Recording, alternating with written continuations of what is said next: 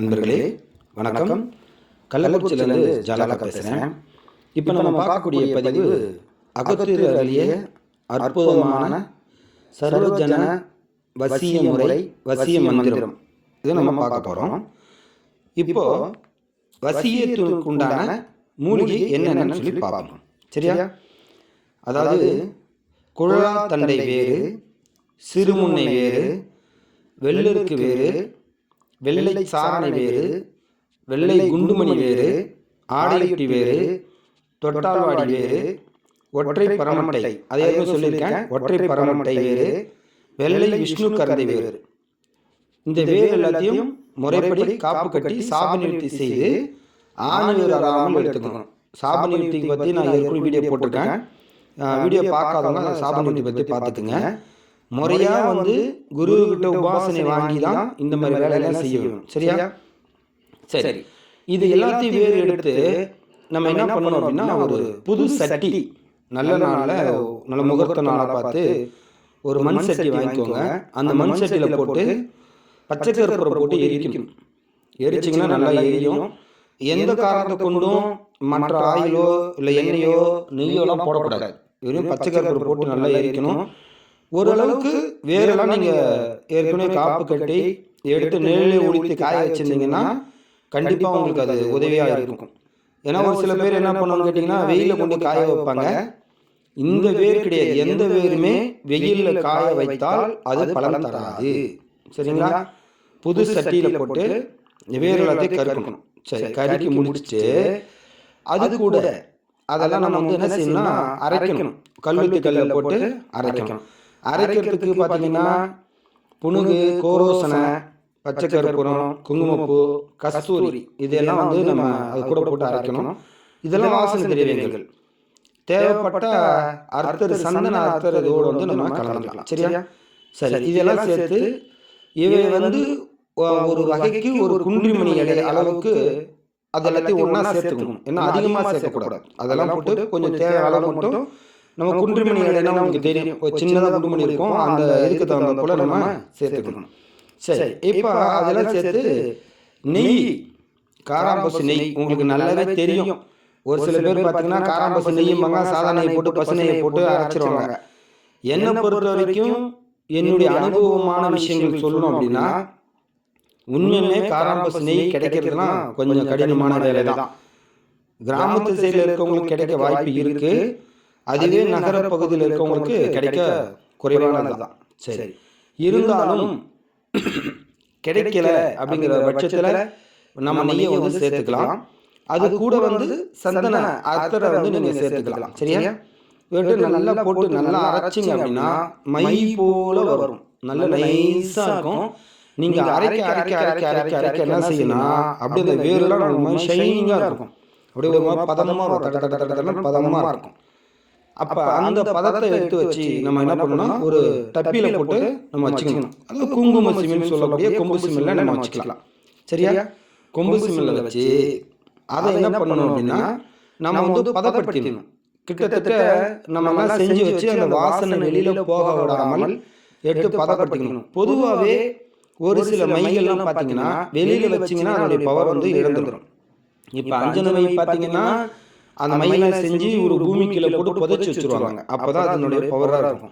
இப்போ இந்த மாதிரி மையெல்லாம் பார்த்தீங்கன்னா கொம்பு சிம்மில் வைக்கலாம், வெள்ளி சிம்மில் வைக்கலாம், செம்புடைய சிம்மில் வைக்கலாம். இந்த சில்வர் டப்பாலெல்லாம் வைக்கக்கூடாது, பிளாஸ்டிக் டப்பாலையும் வைக்கக்கூடாது. சரி, இதை இப்படி செஞ்சுட்டீங்க அப்படின்னா சரி, ரைட், ஓகே. கொம்பு சிம்மில் வச்சாச்சு. அதை நீங்கள் என்ன பண்ணுறீங்கன்னா, நம்ம எப்படியுமே அரைக்கிறதுக்கு தான் நேரம் சரியாக இருக்குமே தவிர அதை நம்ம மை உருவாக்கிறதுக்கு கண்டிப்பாக நம்ம நேரம் பத்தாது. அதனால அடுத்த ஒரு ஓரையிலையோ அல்லது நல்ல நட்சத்திரத்திலையோ திதியிலையோ நம்ம அதை என்ன செய்யணும், எடுத்து வச்சு முறையாக வடக்கு திசை பார்த்து சங்கல்பங்கள் பண்ணணும். சங்கல்பம் பண்ணுறது என்ன செய்யணும், எப்பயுமே நம்ம கீழே ஒரு ஆசன பலகை அல்லது ஒரு விரி விரிச்சு அது மேலே உட்காந்து நம்முடைய வலது கையில் இடது கையுடைய வலது காலில், அதாவது தொடையில் இடது கையை வச்சு அதுக்கு மேலே அந்த மையை வச்சு வலது கையால் மூடிக்கணும். நீங்கள் தெரியலனா சங்கல்பம்னு சொல்லி நீங்கள் கூகுள் யூடியூப்பில் போட்டிங்கன்னா வரும். அதை கூட நீங்கள் பார்த்துக்கோங்க. சரிங்களா? உங்களுக்கு இதே சந்தேகங்கள் இருந்தால் நீங்கள் எனக்கு கால் பண்ணுங்கள், நான் கண்டிப்பாக உங்களுக்கு சொல்கிறேன். சரியா? சரி, இதை வந்து சங்கல்பம் பண்ணுற மாதிரி வச்சு நம்ம என்ன செய்யணும், மனதை ஒருநிலைப்படுத்தணும். தெய்வங்கள் வந்து இஷ்ட தெய்வங்கள், குலதெய்வங்கள் வந்து மனதார பிரார்த்தனை பண்ணிக்கணும். பண்ணிக்கிட்டு இதுக்கான மந்திரத்தை சொல்கிறேன். ஓம் க்ளீம் சீம் ஷௌம் ஸ்ரீ பாலமோகினி சர்வமுகம் வசிய வசிய குரு குரு ஸ்வாகா. மந்திரத்தை பிரித்து சொல்கிறேன்.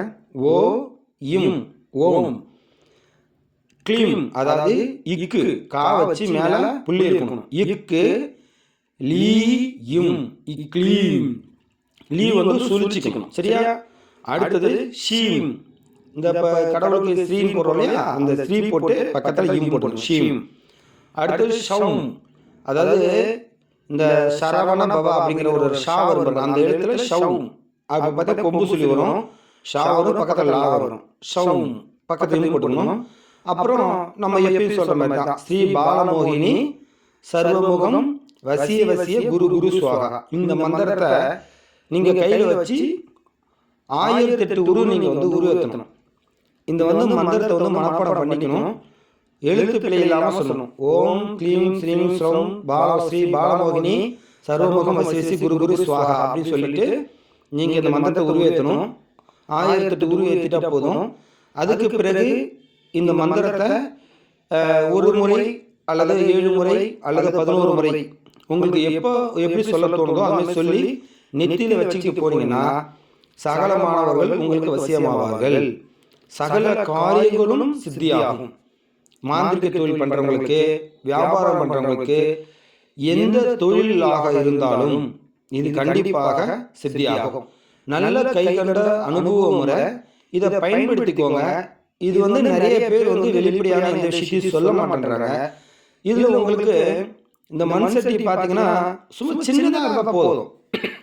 நீங்கள் வந்து பார்த்தீங்கன்னா இந்த சிறுமுன்ன வேறு வெள்ளருக்கு வேறு நீங்கள் பார்க்கறதுக்கு பெருசாக இருக்கும், ஆனால் வேறுலாம் சின்ன சின்னதாக தான் இருக்கும். சரியா?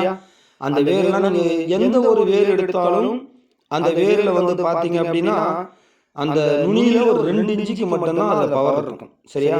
நீங்கள் எல்லா வேரும் போட்டு ஒன்றா போட்டு கொளுத்தி எல்லாத்தையும் கசகசன்னு பண்ணக்கூடாது. 2 இன்ச்சு மட்டும்தான் அதோட பவர் இருக்கும். அந்த 2 இன்ச்சு நீங்கள் கட் பண்ணிக்கோங்க. சரியா? சரியா? அதனால எல்லா வேரும் அப்படி தான். இப்போ தொட்டாஞ்சினிங்கெல்லாம் பார்த்தீங்கன்னா குத்தா இருக்கும்.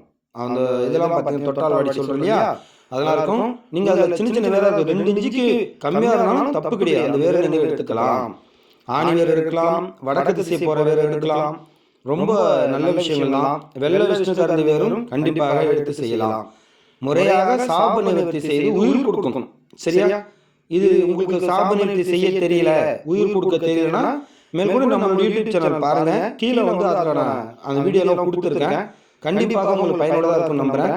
தொடர்ந்து நம்ம யூடியூப் சேனல் பாருங்க, மற்ற நண்பர்களுக்கும் ஷேர் பண்ணுங்க. ஏன்னா நிறைய பேர் மாந்திரிகத்தை பற்றி தெரியாம, அதை பற்றி புரியாம நிறைய கஷ்டப்பட்டு இருக்காங்க. தெரியாம தேடலில் போய் நிறைய பேர் தப்பான இடத்துல மாட்டிக்கிறாங்க. ஸோ இது எல்லாமே கிடைக்கக்கூடிய பொருள் தான். மூலிகை மட்டும் ஒரு சில இடத்துல கொஞ்சம் கடினமாக இருக்கும். மழை காலத்தில் கண்டிப்பாக எல்லா பொருளும் கிடைக்க வாய்ப்பு இருக்கு. சரிங்களா? மற்றொரு பதிவில் சந்திப்போம். நன்றி, வணக்கம். ஜெய் ஜாலக தேவி நம நமக.